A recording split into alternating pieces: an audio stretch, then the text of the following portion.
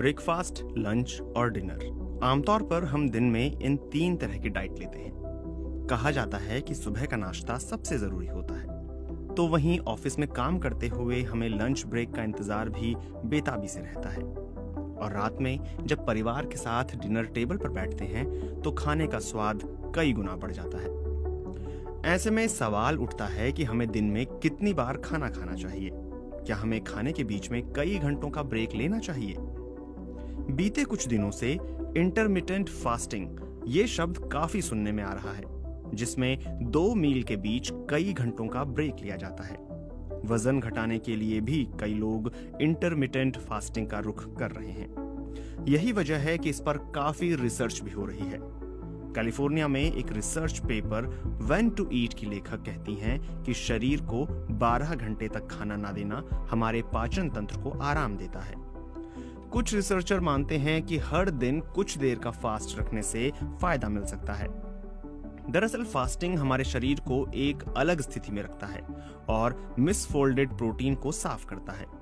Misfolded protein सामान्य protein का बिगड़ा हुआ स्वरूप है। ये शरीर में कई बीमारियों का कारण बनते हैं। बताया जाता है कि रात में जल्दी डिनर करने और फास्टिंग का समय बढ़ाने से शरीर पर पॉजिटिव इंपैक्ट पड़ता है। अब आपके मन में सवाल उठ रहा होगा कि दिन में एक बार खाने पर क्या भूख नहीं लगेगी?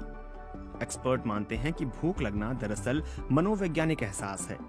हमें अक्सर नाश्ता करने की आदत होती है, लेकिन कई बार मजबूरी में नाश्ता छूट जाता है, तो नाश्ते का ख्याल कुछ दिनों बाद दिमाग से उतरने लगता है।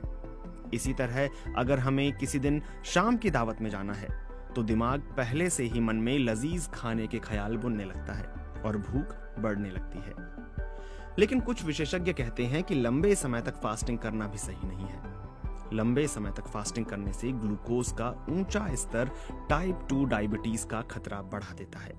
खून में ग्लूकोज के स्तर को कम रखने के लिए दिन में 1 से अधिक बार नियमित रूप से खाने की जरूरत होती है, क्योंकि यह शरीर को यह सोचने से रोकता है कि उसे भूख लग रही है।